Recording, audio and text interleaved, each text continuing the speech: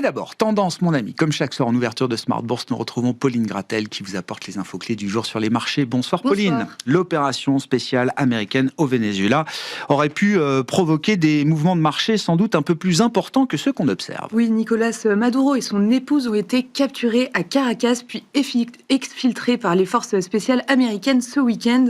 Le président vénézuélien doit comparaître ce soir devant un juge aux États-Unis. Dans les faits, cela aurait bien pu affoler les marchés, mais à court terme, cela passe quasi inaperçu. Bon, effectivement, et quand on regarde le pétrole, secteur clé, quand les tensions géopolitiques sont à ce point élevées, les mouvements sur le pétrole restent très modérés. Oui, les cours du pétrole affichent une hausse modérée de 1% environ, avec un baril de Brent légèrement supérieur à $61 cet après-midi.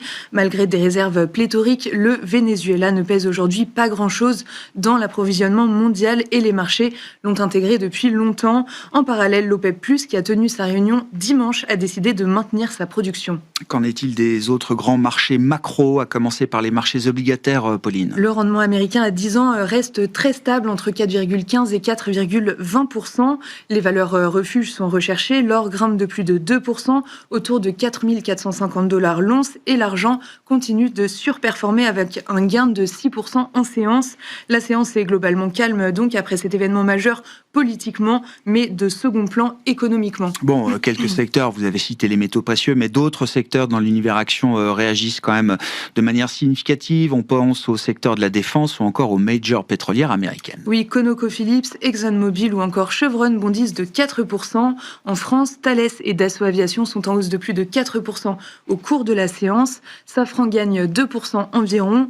Rheinmetall, Leonardo, Saab ou encore Hensoldt sont en tête du Stoxx 600. Bon, quelle tendance observe-t-on plus globalement sur les marchés actions au démarrage de cette semaine, Pauline ? Aux États-Unis, tout d'abord, les indices ouvrent en hausse de près de 1% pour le Dow Jones. En Europe, la tendance est globalement positive.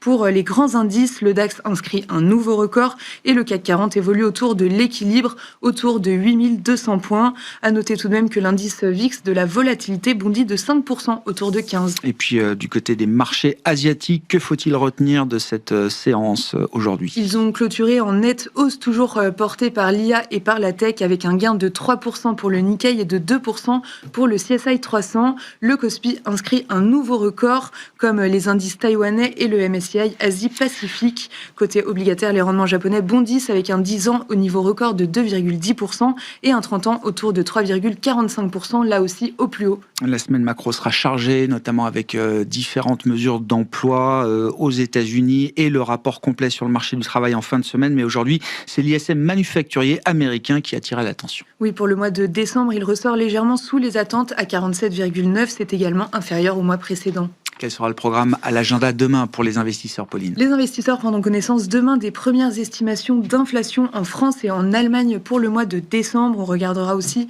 la version finale des PMI services et composites de la zone euro pour le mois de décembre.